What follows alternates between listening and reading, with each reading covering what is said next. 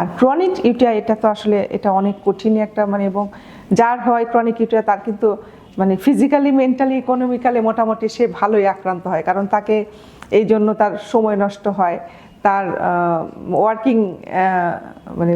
কার্যক্ষমতা যেটাকে আমরা বলি, ওয়ার্কিং আওয়ারও নষ্ট হয়, তাকে টাকা পয়সা খরচ করে ওষুধ খেতে হয়। দেখা গেলো একটা সেট অফ অ্যান্টিবায়োটিকে কাজ হচ্ছে না, আমরা আরেক সেট দিচ্ছি, কাজ হচ্ছে না আরেক সেট দিচ্ছি, প্রয়োজনে আমরা ইনজেকশন দিই। এবং ইনজেকশনের ক্ষেত্রেও এরকম যে রুগীরা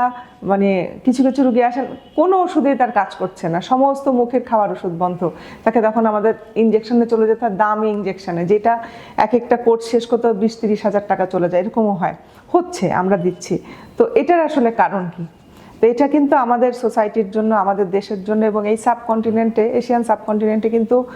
রেজিস্ট্যান্ট ব্যাকটেরিয়ার বা রেজিস্ট্যান্ট ইউটিআই খুব বেশি হচ্ছে, যে কারণে এটা কিন্তু একটা বিশ্ব স্বাস্থ্য সংস্থা কিন্তু এটা নিয়ে এখন অ্যালার্ট জারি করেছে যে অ্যান্টিবায়োটিক যত্রতত্র লেখা যাবে না, এবং একজন চিকিৎসক লিখবেন, এবং যে কোনোখান থেকে এটা লেখার আগে তার একটা পজিটিভ কালচার থাকতে হবে, তার একটা এভিডেন্স থাকতে হবে, না হলে অ্যান্টিবায়োটিক প্রেসক্রিপশন করা যাবে না। জিনিসটা বোঝার বিষয়।